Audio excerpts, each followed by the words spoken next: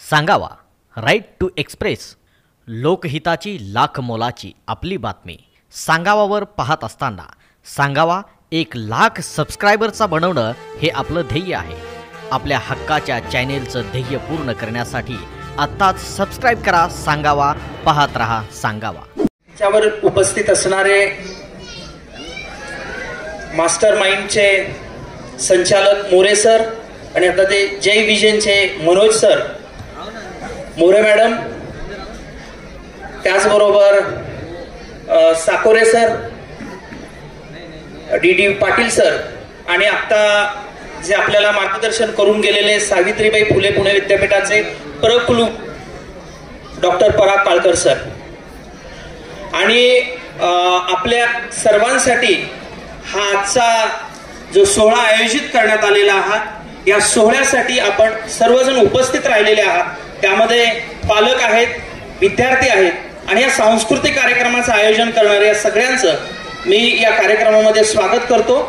आणि आपण ज्या विषयाकडे वळणार आहोत तत्पूर्वी काही प्रश्न म्हणजे तुमच्या अनुषंगाने असतील किंवा तुमच्या मनामध्ये अनेक वर्षांपासून घोळत असतील, त्या मुद्द्यांविषयी आपण बोलूया। आणि त्या विचारांमध्ये, त्या तंद्रीमध्ये आहात, त्या ट्रान्समध्ये तुम्ही आहात, तिथून आता आपल्याला जो मगाशी काळकर सरांनी उल्लेख केला होता की करिअरची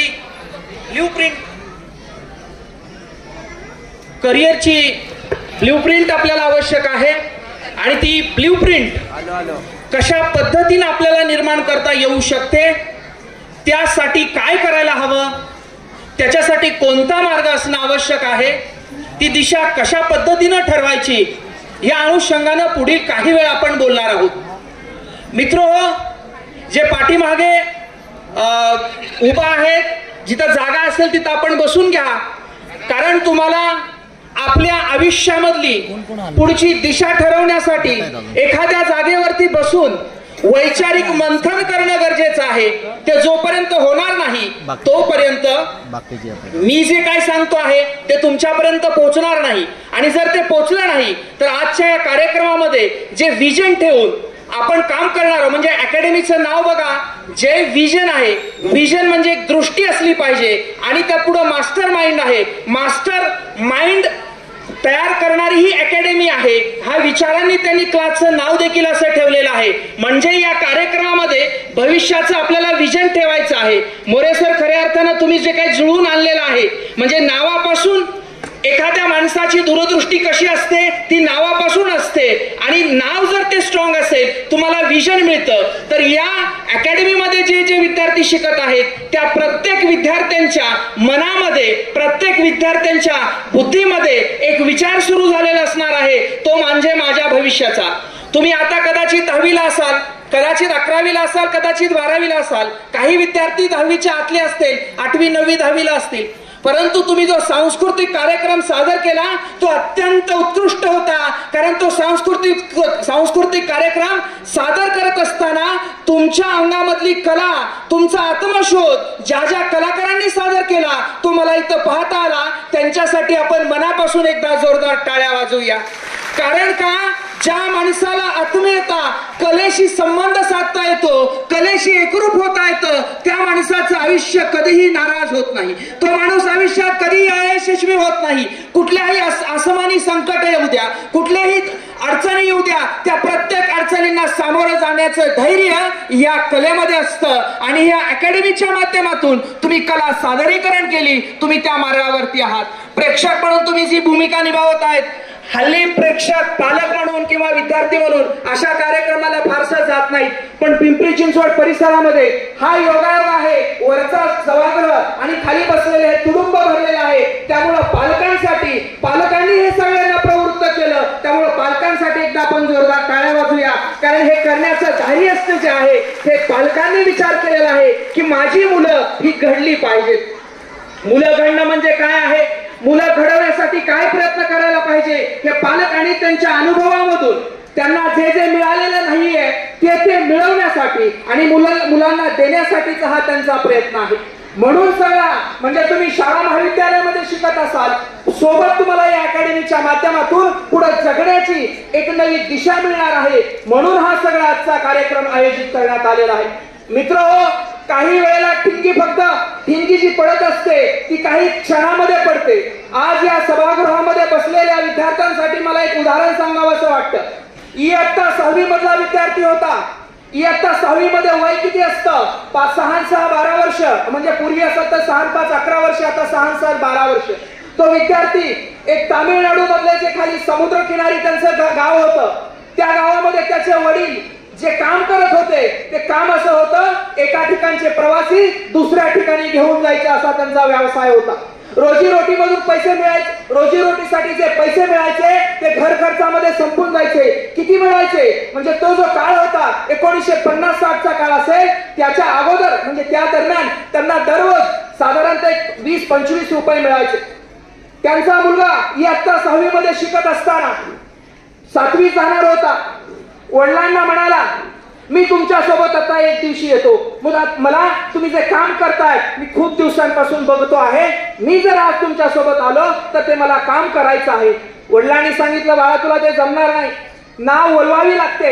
होडीमध्ये बसल्यानंतर प्रवासी एका ठिकाणाहून दुसऱ्या ठिकाणी घेऊन जावे लागतात, ते वलवणं हे अवघड काम आहे. मुलानं निश्चय केला. मित्र बघा, निश्चय केला मुलानं, नाही बाबा मला तुमच्या सोबत यायचं आहे, मी ते काम करू लागणार आहे. आणि मग त्यांच्या सोबत तो मुलगा गेला. सकाळची वेळ होती, काही प्रवासी बसले.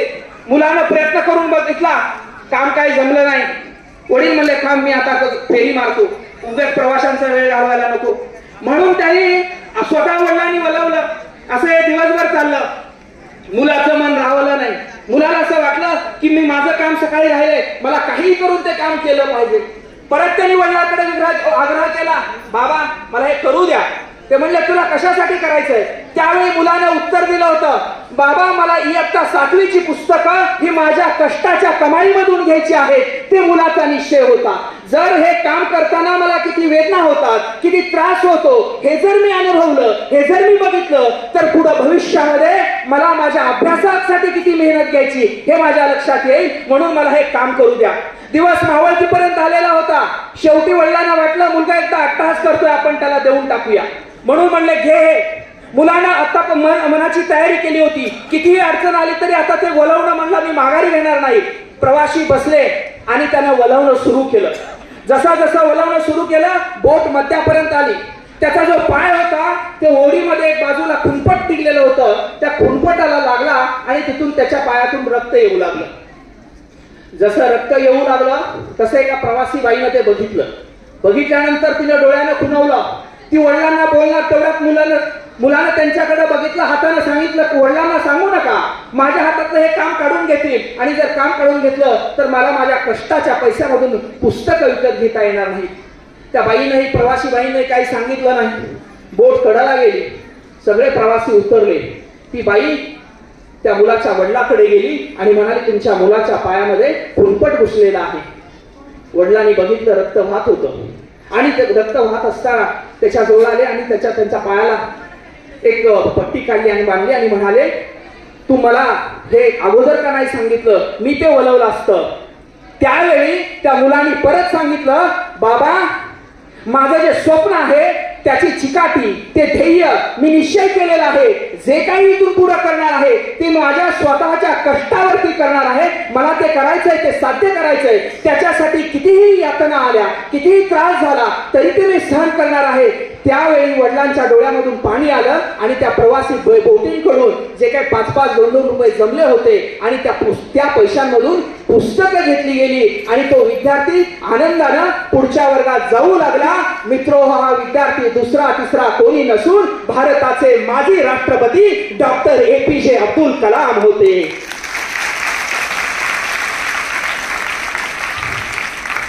करिअरची दिशा घडवण्यासाठी माणसं कुठून स्वप्न पाहतात बघा. अब्दुल कलामांना त्या वयामधून ध्येय गाठण्यासाठी मनाची तयारी केलेली होती.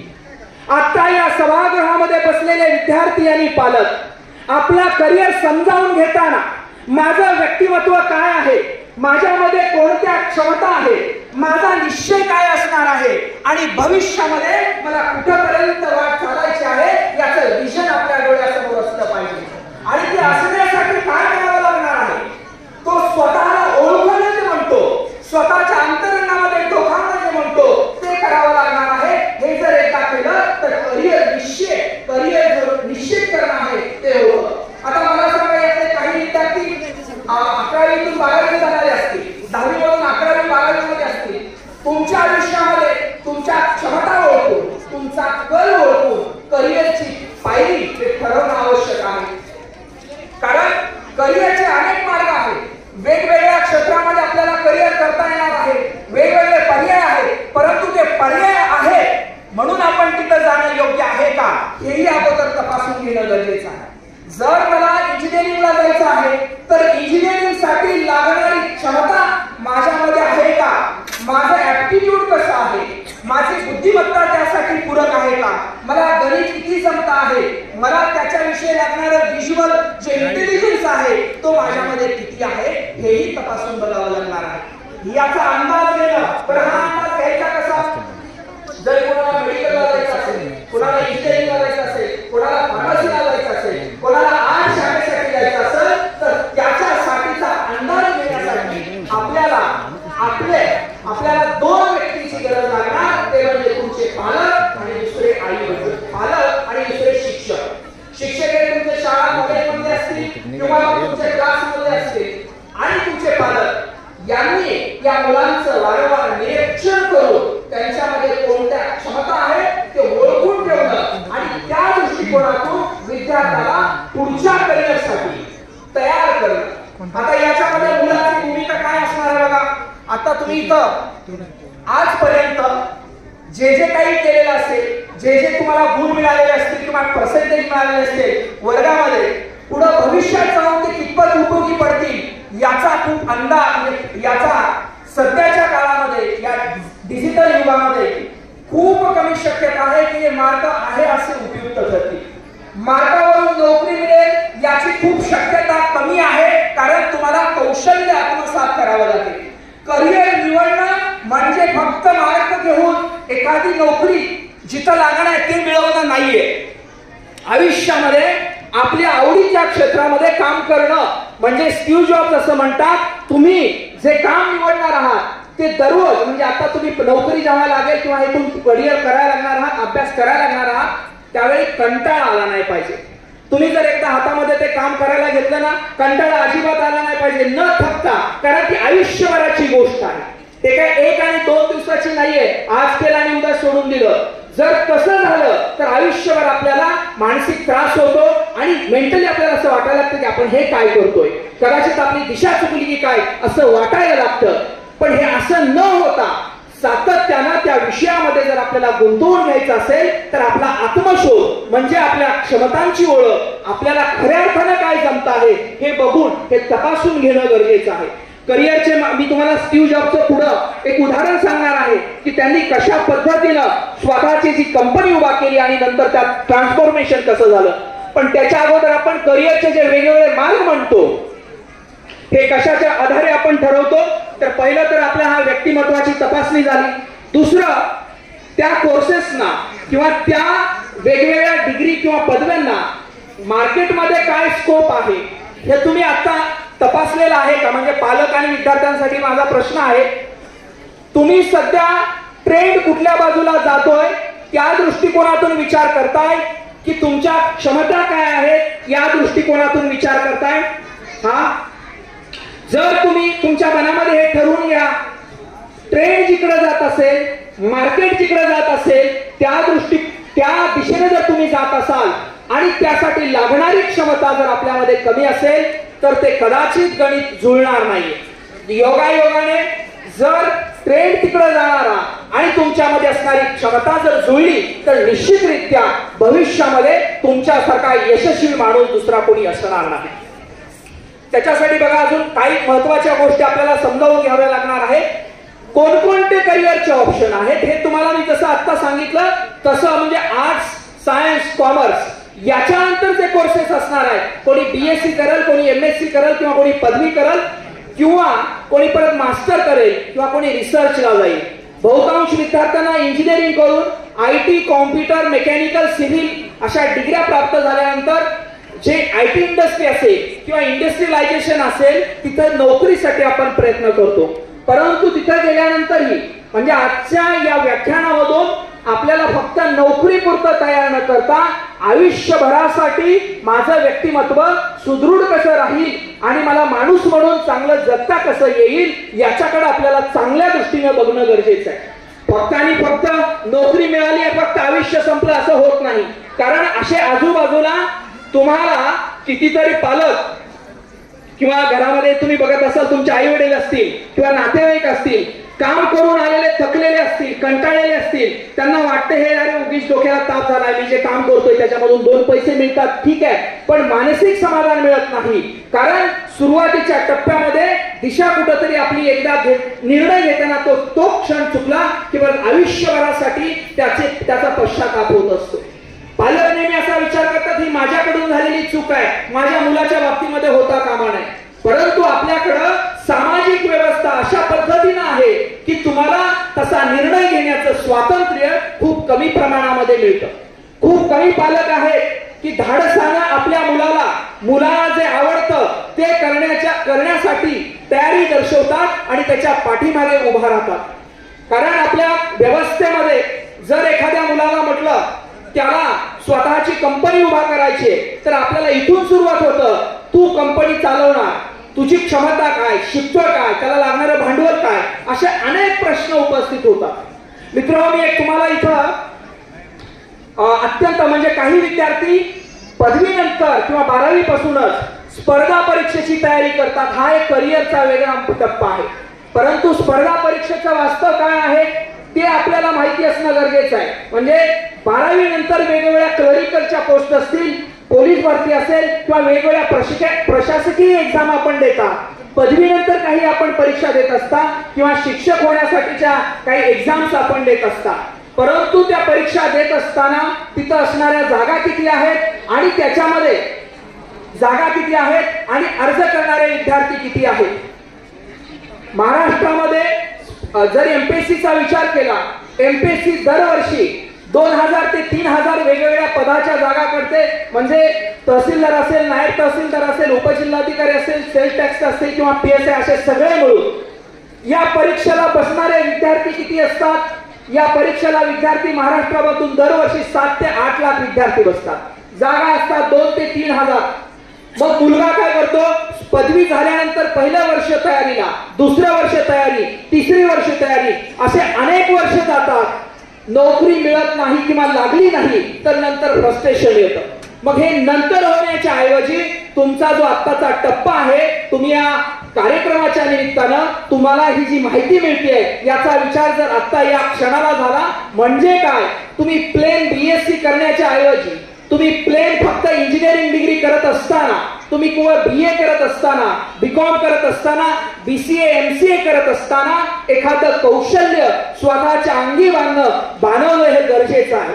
मी या ठिकाणी एका विद्यार्थ्याचं म्हणजे ते खूप जगभराला त्यांनी महत्वाचं ज्यांनी ऍपल दिलं यांचं उदाहरण सांगतो. शिकत असताना आपण काय काय गोष्टीचं कौशल्य आत्मसात केलं पाहिजे. आता इथं काही लोकांनी नृत्य सादर केली, काही विद्यार्थ्यांनी नृत्य सादर केली. नृत्य ही कला त्यांनी आत्मसात करून त्यांना भविष्यामध्ये त्याचा कितपत फायदा होईल ते त्यांच्या करिअरच्या लाईनवरती ठरेल. परंतु अशा 64 प्रकारच्या कला आहेत की तुम्हाला वेगवेगळी कौशल्य आहे. तर जुन्या पद्धतीचं म्हणतोय, आधुनिक पद्धतीमध्ये डिजिटल AI आणि ChatGPT या जगामध्ये नवीन खूप सारी कौशल्य आत्मसात करावी लागणार आहे. मी तुम्हाला उदाहरण सांगत होतो स्टीव्ह जॉबचं. स्टीव्ह जॉब अशा कुटुंबामध्ये जन्मले की म्हणजे जे पालक होती त्यांची जी आई होती त्यांना मूल सांभाळायचं नव्हतं. आपल्याला वाटतं की जगामध्ये ऍपल आलं, पण त्या माणसाचं आयुष्य बघा की त्याच्या आईला म्हणजे जी जन्मदाती आई होती तिला मूल सांभाळणं अवघड होतं. म्हणून तिनं एका कुटुंबाकडे दत्तक दिलं. ज्यांच्याकडे दत्तक दिलं सर ते मुलगा दत्तक दिला गेला म्हणजे सांभाळण्यासाठी दिला, ते पालक काही शिकलेले नव्हते, फक्त आत टाकली की याला शिकवलं पाहिजे.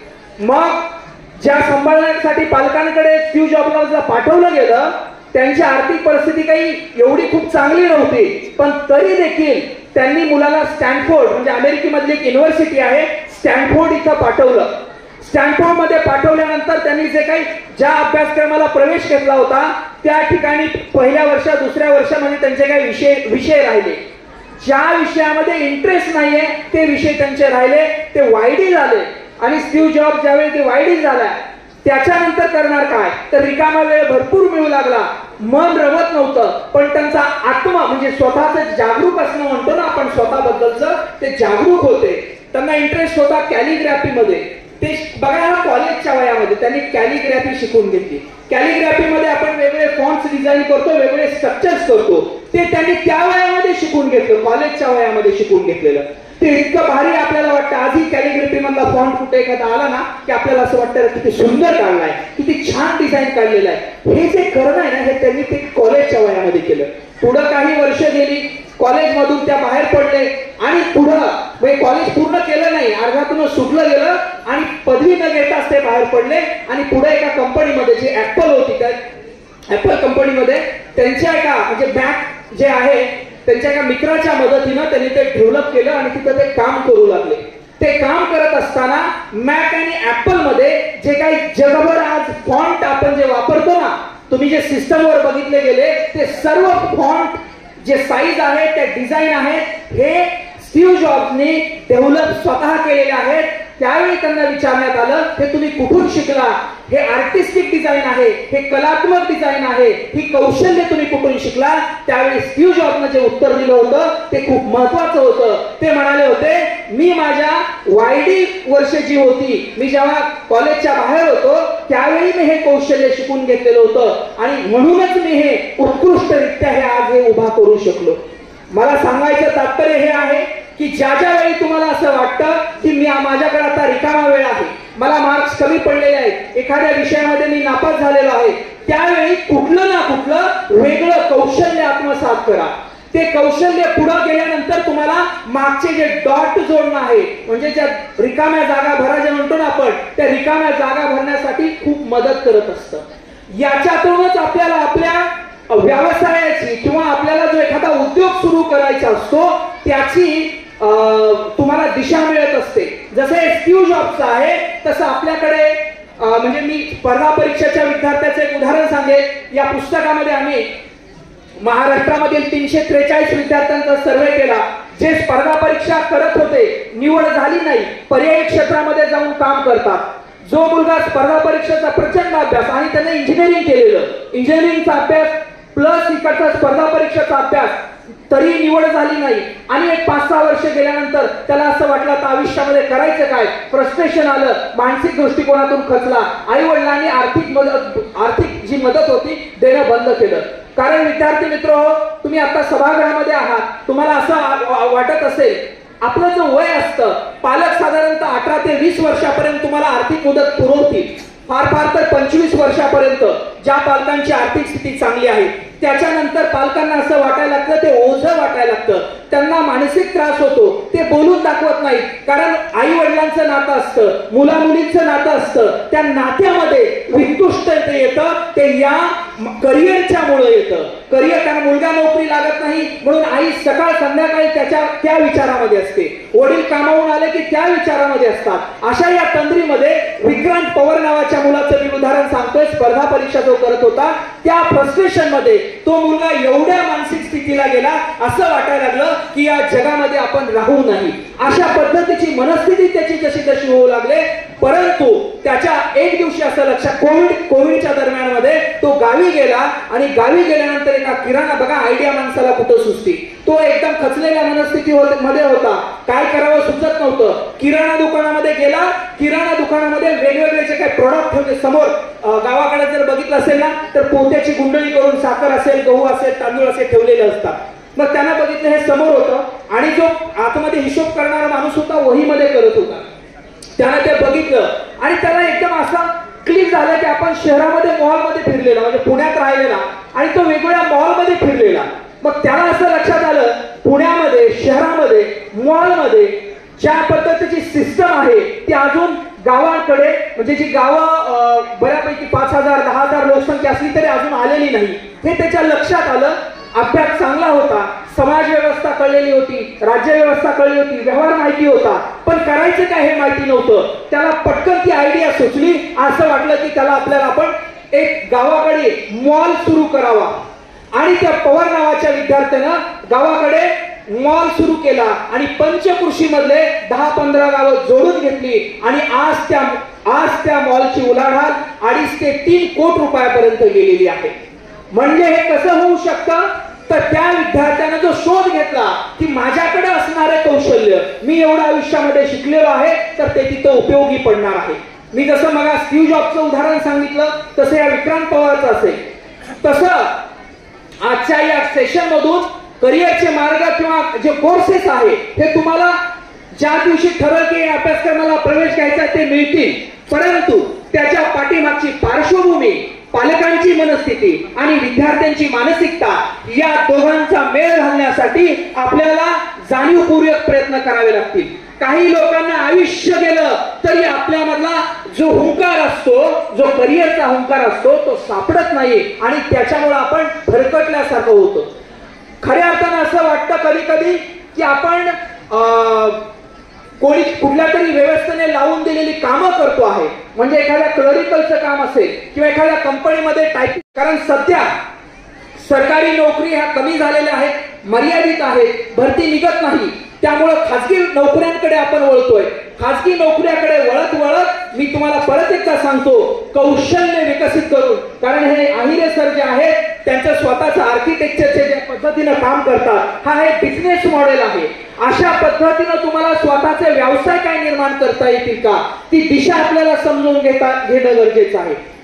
आपल्याला सगळ्यांना बीव्हीजी नावाची कंपनी माहित असेल. बीव्हीजी माहिती आहे, नाव ऐकून असाल. बीव्हीजी व्यक्ती होता, म्हणजे त्यावेळी ते पुणे विद्यापीठाच्या बाजूला जे पॉलिटेक्निक आहे तिथून ते शिक्षण घेत होते. माणसाला कल्पना कशी सुचते आणि माणूस कशा पद्धतीने वाटचाल करतो. नोकरी ते टाटा कंपनीमध्ये, त्यावेळी टेल्को कंपनीमध्ये नोकरी करत होते. नोकरी करत असताना असं त्यांना वाटलं की आपल्याला मोठं काहीतरी करायचंय, भारतासाठी काय करायचंय. म्हणजे काय करावं लागणार. तो काळ म्हणजे 1985-90चा काळ होता. आणि मग करणार काय, वेगळा व्यवसाय शोधणार कोणता, कल्पना आयडिया कोणती असणार. आज जरी बीव्हीजी हे मोठ्या स्वरूपामध्ये आपल्याला दिसत असलं तरी त्यावेळीचा जो काळ होता, त्यावेळी ती आयडिया येणं, अंमलात आणणं हे खूप अवघड होतं. पण तरी विचार केला. टेल्कोने त्यांच्याकडे काम दिलं की आमच्या कंपनीची स्वच्छता करायची आहे, त्याच्यासाठी आम्हाला काही माणसं हवी आहेत. मग त्यांनी त्यांच्या गावाकडची माणसं आणली आणि हे कॉन्ट्रॅक्ट बेसिसचं लेबरिंगचं काम त्यांनी सुरू केलं. टेल्कोचं काम तिथं सुरुवातीला केलं. त्याच्यानंतर त्यांनी ते काम उत्कृष्ट झालं. त्याच्यानंतर त्यांना महापालिकेचं टेंडर मिळालं, नंतर संसद भवनाचं टेंडर मिळालं. असे वेगवेगळे टेंडर मिळत आज भारतामध्ये सर्वोत्कृष्ट म्हणजे बीव्हीजी, पुणे महानगरपालिका असेल, पुणे महापालिका असेल, पुणे विद्यापीठ असेल किंवा संसद भवन असेल किंवा शिर्डी साईबाबाचं स्वच्छतेचं काम, या सर्व ठिकाणी सेवा पुरवणारी कंपनी त्यांनी उभा केली. मला सांगायचं तात्पर्य या ठिकाणी असं आहे, विद्यार्थी मित्रो, फक्त नोकरीसाठी आपली मानसिकता तयारी न करता आपण स्वतःचा उद्योग निर्माण करून नवीन काही शोध घेऊ शकतो का, डिजिटल युगामधले वेगवेगळे व्यवसाय आपण तयारी करू शकतो का, ते निर्माण करण्यासाठी काय करावं लागेल त्याचा विचार मात्र आपण निश्चितपणे या ठिकाणी केला पाहिजे. अन्यथा असं होईल, आपण म्हणजे एक काळ जातो, आपण शिक्षण घेतलं आणि त्या टप्प्यापर्यंत गेल्यानंतर असं वाटायला लागतं की आता मात्र आपल्या हातामध्ये काहीच राहिलेलं नाही. त्यावेळी मग आपला गोंधळ होतो. त्यावेळी आपल्याला ती समाज व्यवस्था किंवा कोणाकडे मदत मागावी तेही आपल्या लक्षात येत नाही. कदाचित सरांकडे किंवा क्लासकडे असे पास आउट झालेले विद्यार्थी ज्यांनी त्यावेळी विचार नाही केलेला, पण आज त्यांना गरज आहे, असे काही विद्यार्थी माझे विद्यार्थी येत असतील. अशाही विद्यार्थ्यांना जोडून, अशा विद्यार्थ्यांचे काही प्रकल्प असतील किंवा जे काही बेकार असतील, अशांनाही एकत्र करून असं काही नवीन काही करता येतं का, हा विचार करणं म्हणजे हा प्रॅक्टिकलिटीचा झाला भाग.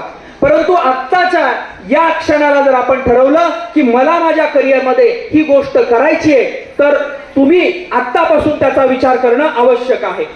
याच्यानंतर यातला पुढचा मुद्दा म्हणजे, मला बोलत असताना मी उल्लेख केला की वेगवेगळ्या क्षेत्रातल्या करिअर आहेत आणि त्याच्यामध्ये जी ऍप्टिट्यूड कल चाचणी जी आहे प्रत्येक शाळामध्ये, प्रत्येक महाविद्यालयामध्ये या पद्धतीच्या कल चाचणी आणि टेस्ट घेतल्या जातात, परंतु त्या प्रत्येक वेळी आपल्याला आपला मार्ग दाखवतील असं नाही.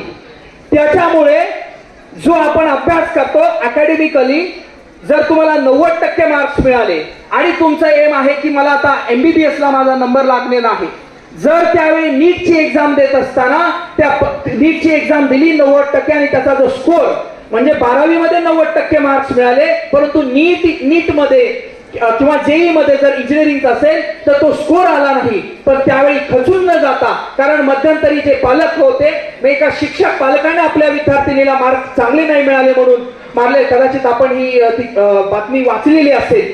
ही परिस्थिती का उद्भवते? त्यामुळे त्या विद्यार्थ्यांची नाही त्याला मार्क्स मिळाले, परंतु मिळाल्यानंतर काय करणार आहे, कमी मिळाले तर काय करणार आहात? नीट आणि JEE हा पर्याय आहे, परंतु याच्या व्यतिरिक्त काय करावं लागेल ते आपण इथं समजावून घेणार आहेत. खलील जिब्रान एका ठिकाणी म्हणतात, पालकांसाठी खलील जिब्रान सांगतात, ही मुलं तुमची आहेत, परंतु तुम्ही त्यांच्यावरती सत्ता गाजवू शकत नाही. निसर्गाने आपल्या माध्यमातून ती मुलं इथं पोहोचवलेली आहेत. त्या आत्म्यांवरती आपलं अधिराज्य असणार नाहीये, तर त्यांच्यासाठी आपण फक्त दिशा दाखवण्याचं काम करणं गरजेचं आहे. म्हणजे पालक म्हणून ती जर भूमिका घेतली आणि त्या पद्धतीने जर आपण काम केलं तर निश्चितरित्या मुलांचं भवितव्य हे उज्ज्वल असणार आहे. परत एकदा मगाशी अजून मी उदाहरण जे D.D. पाटील मगा बोलत असताना त्यांनी सावित्रीबाई फुले यांचा उल्लेख केला. सावित्रीबाई फुले आणि महात्मा फुले यांच्या आयुष्यामुळे आज हजारो लोक म्हणजे अख्ख्या पिढ्याची पिढ्या शिकू शकलेल्या आहेत. म्हणजे करिअरचं विजन ची दूरदृष्टी त्या काळामध्ये त्यांनी ठेवली होती, म्हणून आज हे आपण हे सगळं आत्ताच्या काळामध्ये या डिजिटल युगामध्ये खूप सारा माहितीचा डेटा आपल्यावरती उपलब्ध होतोय, तुमच्या माझ्यापर्यंत तयार करत नाही. हे करण्यासाठी आपण वारंवार वेगवेगळ्या लोकांशी सल्लामसलत करत असतो, त्यांच्याशी बोलत असतो, परंतु ते काम जबाबदारीनं कोण करू शकतो? तो शिक्षक करू शकतो.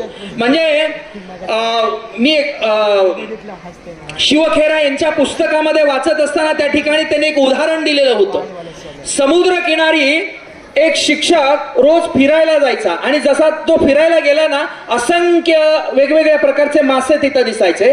त्या पाण्यामधले स्टारफिश जे असायचे ते बाहेर यायचे आणि एकदा स्टारफिश बाहेर आले की थोड्या वेळासाठी परत लाट आली की ते परत आत जायचे. असं ते त्यांचं सुरू म्हणजे चालायचं.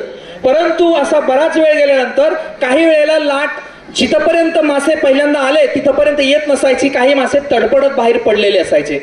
तो शिक्षक काय करायचा, पुढे जायचा आणि ते बाहेर आलेले स्टारफिश आहे ना एक एक उचलायचा आणि आत टाकायचा, एक एक उचलायचा आणि आत टाकायचा.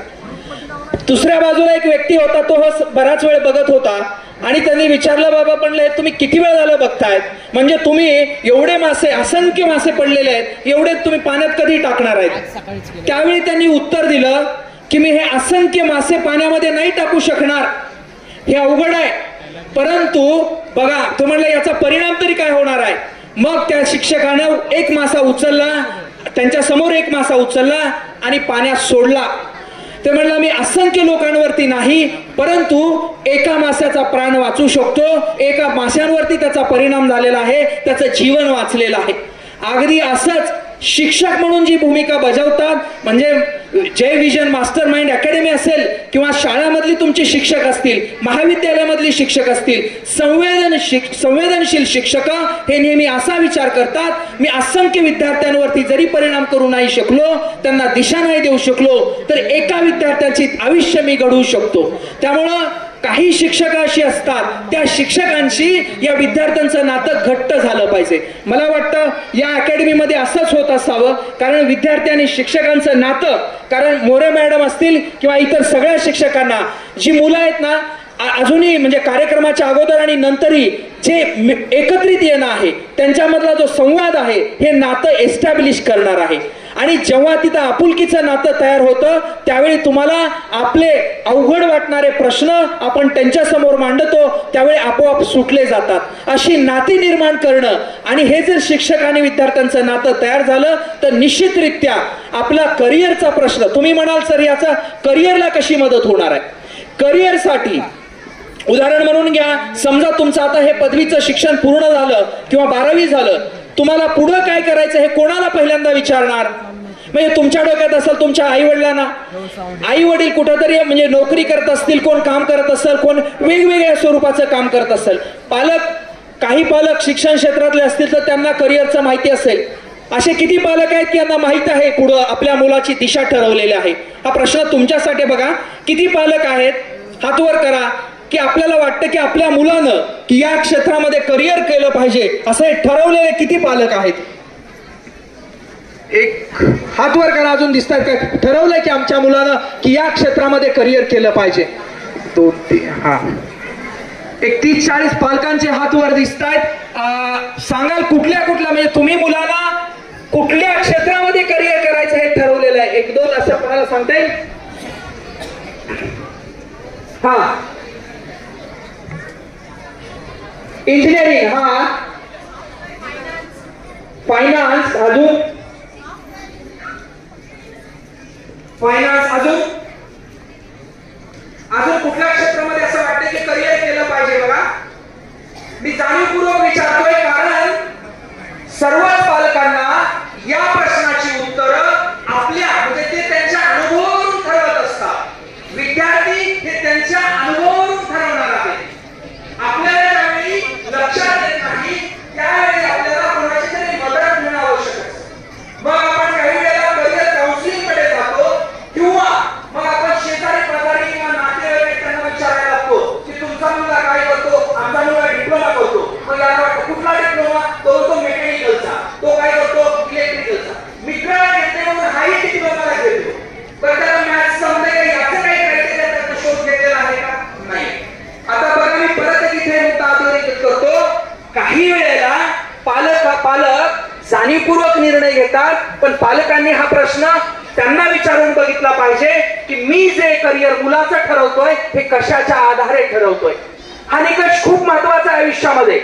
कारण का, तुम्ही जर तुमची स्वप्न त्यांच्यावर लादत असाल, कारण मुलगा हा वेगळा आहे, त्याचा विचार हा वेगळा आहे. तुम्ही पालक आहात, वडील आणि मुलांचं नातं आहे.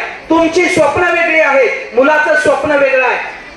तुम्ही आपल्या आयुष्यामध्ये पालक म्हणून आपण जे करू शकलो नाही ते त्या मुलावर लादणं म्हणजे त्याचं करिअर घडवणं होणार नाहीये, लक्षात घ्या. जर पालक म्हणून तुम्ही कुठला व्यवसाय करत असाल आणि योगायोगानं त्या मुलाला त्या व्यवसायामध्ये जर आवड असेल तर त्या मुलाला तिथं तुम्ही घेऊन जाल. अन्यथा पालक आपल्याला ज्या गोष्टी आयुष्यामध्ये करता आलेल्या नाहीयेत ती स्वप्न, ती इच्छा मुलावरती लादतात. मग मुलं कुठल्या तरी दबावाखाली येऊन बळजबरीनं त्या कोर्सला प्रवेश घेतात. परंतु ती मुलं अंतिम टप्प्यापर्यंत चांगले यशस्वी होऊ शकतील का याची गॅरंटी नाहीये. जोपर्यंत तुमचा दबाव आहे, जोपर्यंत तुमची भीती आहे, जोपर्यंत तुमचं दडपण आहे, तोपर्यंत ती मुलं करतील, पण त्यानंतर ते करणार नाहीयेत.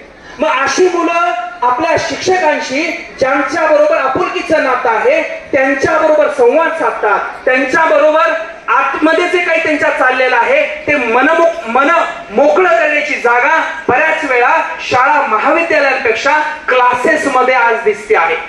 अनेकदा 10वी आणि 12वीचे शाळा महाविद्यालय म्हणजे 11वी 12वीचे जे वर्ग आहेत ना ते वर्ग भरत नाहीयेत. तिथं मुलं 12वी सायन्सची असं जात नाहीये, ते क्लासेसमध्ये येतात. कारण क्लासेसमध्ये किंवा जसं अकॅडमी आहे हे सगळी शिक्षक प्रामाणिकपणे हे करून घेतात. त्या तळमळीनं त्यांना घडवण्यासाठी प्रयत्न करतात. याच्यामधला दुवा म्हणजे याच्यामधला सगळ्यात महत्वाचा धागा आहे तो म्हणजे मानसिक दृष्टिकोनातून किंवा त्यांची जी वेवलेंथ आहे विद्यार्थी आणि शिक्षक ही जुळलेली असते. त्याच्यामध्ये ते नातं राहत नाही, फक्त ते ट्युनिंग जुळतं की मला तुमच्याकडून काहीतरी मिळतंय.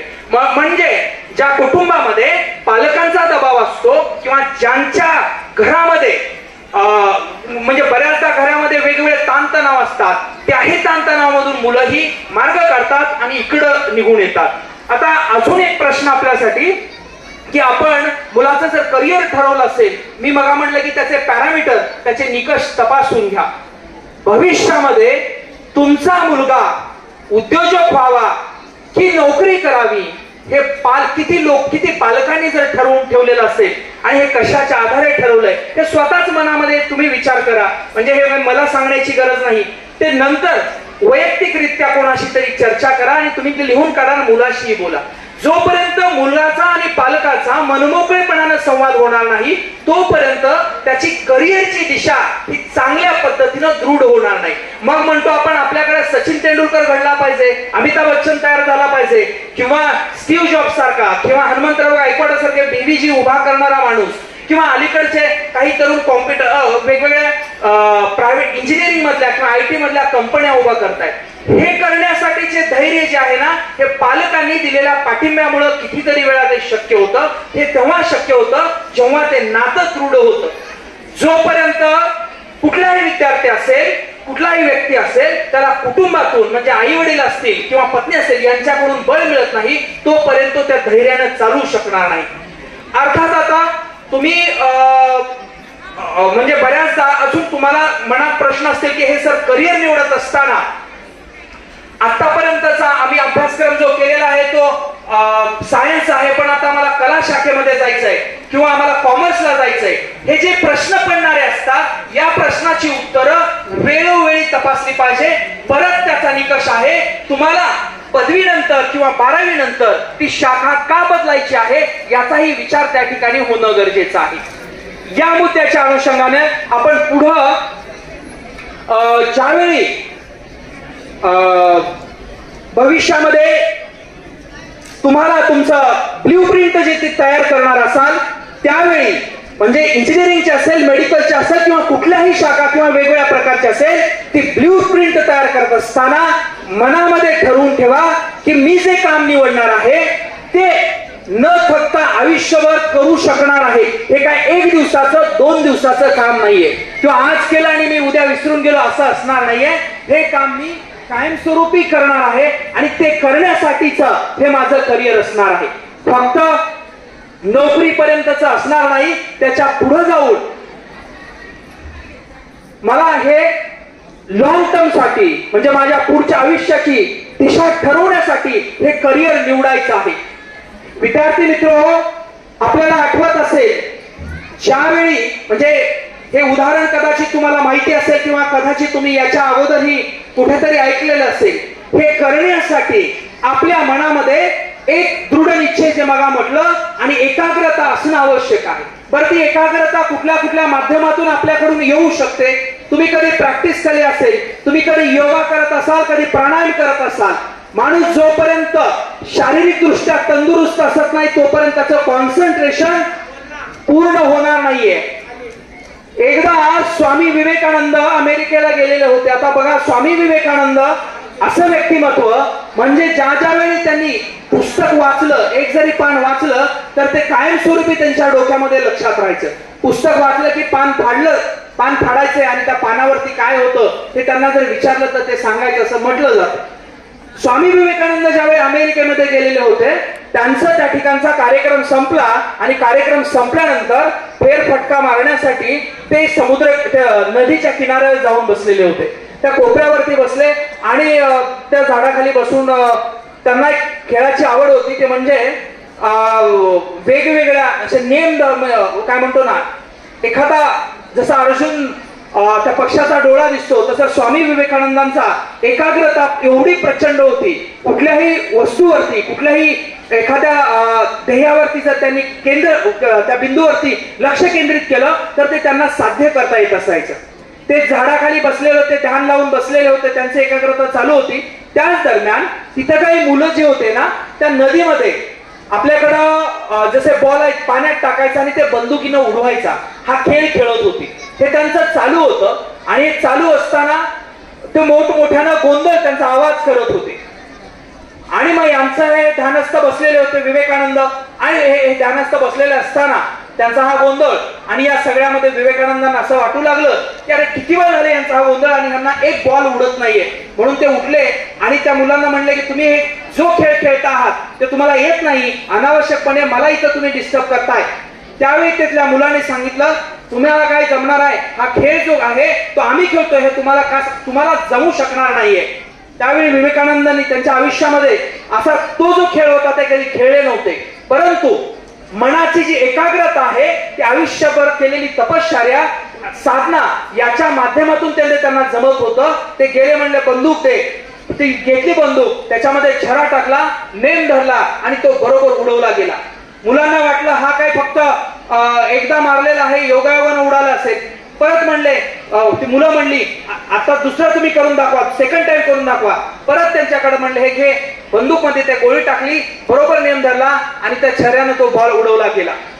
त्यावेळी मुलांना प्रश्न पडला, हे 2-3 वेळा झालं. त्यावेळी मुलांच्या लक्षात आलं की निश्चितरित्या तुम्हाला हे कसं जमतंय. त्यातल्या एका मुलाने प्रश्न विचारला, स्वामी हे तुम्ही कुठून शिकलेला आहात. त्यावेळी विवेकानंदांनी जे उत्तर दिलं ते खूप महत्वाचं होतं आणि ते उत्तर असं होतं की मी माझ्या आयुष्यामध्ये जी साधना केलेली आहे तो म्हणजे योगा, तपश्चर्या आणि ध्यान. मित्रहो, आजच्या या कार्यक्रमाच्या निमित्तानं मी जी काही उदाहरणं तुमच्या समोर मांडलेली असतील आणि आता जे सांगतोय, तुमच्या अभ्यासावरती एकाग्रता करण्यासाठी तुम्हाला साधना, योगा किंवा प्राणायाम हे करणं आवश्यक आहे. त्याच्याशिवाय एकाग्रता, तुम्ही एका जागेवरती बसून 8 तास अभ्यास करणं, 4 तास अभ्यास करणं हे तेव्हाच शक्य होणार आहे. म्हणजे करिअरसाठी लागणारे जे घटक आहेत, करिअरसाठी जे लागणारे घटक आहेत त्यातला जो सगळ्यात महत्वाचा म्हणजे तुमची अभ्यासासाठी असणारी एकाग्रता, तुमचा दृढ निश्चय आणि भविष्याची ब्ल्यूप्रिंट तुमच्या समोर असणं गरजेचं आहे. आणि हे जर असेल तर मग आपण आपली वाटचाल उत्तमरित्या आपण करू शकाल. शेवटी जाता जाता मी मगाशी उल्लेख केला, खलील जिब्रान यांची कविता आहे, ती कविता ऐकवतो आणि या ठिकाणी मी रजा घेतो. खलील जिब्रान म्हणतात, तुमची मुलं ही तुमची नाहीत, ती जीवनाच्या स्वतःला व्यक्त करण्याच्या तळमळीची संतती आहे. ती तुमच्याद्वारे येतात पण तुमच्याकडून नाही, ती तुमच्यासोबत राहतात पण तुमची नाही. तुम्ही त्यांना तुमचं प्रेम देऊ शकता पण विचार नाही, कारण त्यांचे विचार स्वतःचे असतात. तुम्ही त्यांना शरीराला निवारा देऊ शकता, आत्म्याला नाही, कारण त्यांच्या आत्म्याचं वास्तव्य उद्याच्या घरात असत नाही. ते घर जिथे तुम्ही जाऊ शकत नाही, अगदी स्वप्नातही नाही. तुम्ही त्यांचे सारखे होण्याचा प्रयत्न करू शकता पण त्यांना तुमच्यासारखं करण्याचा प्रयत्न करू नका, कारण जीवन मागे जात नाही, ते कालाच्या सावलीत थांबत नाही. तुम्ही धनुष्य आहात ज्यातून तुमची मुलं जिवंत बाणासारखी पुढे झोपावतात. कोणी धनुर्धारी असीमतेच्या मार्गावर लक्ष पाहतो आणि त्याच्या ताकदीने ते तुम्हाला वाकवतो, जेणेकरून त्याचे बाण लांब आणि वेगाने जातील. त्याच्या हातात वाकण्यामध्ये आनंद मानावा, कारण तो जसा उडणाऱ्या बाणावर प्रेम करतो तसाच तो स्थिर असलेल्या धनुष्यावरही प्रेम करतो. म्हणजे पालकांनी आपल्या मुलांच्यावरती विचार लादणं आवश्यक आहे. या ठिकाणी आज मला या ठिकाणी आपण बोलवलं आणि आपल्याशी संवाद साधण्याची ही संधी दिली, त्याबद्दल संचालक मंडळ यांचे मी मनपूर्वक आभार व्यक्त करतो आणि या ठिकाणी मी थांबतो. धन्यवाद.